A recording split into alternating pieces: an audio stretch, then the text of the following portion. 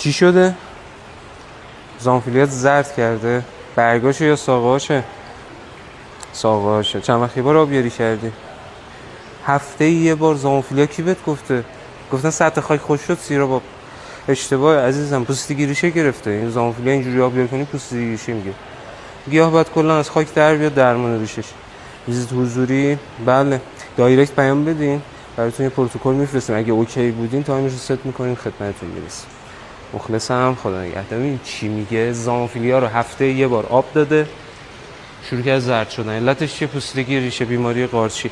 اگه نمیدونی زامو رو کی آب بدی، کلمه اصول این زیر بفرست، دقیقش رو یاد بدم.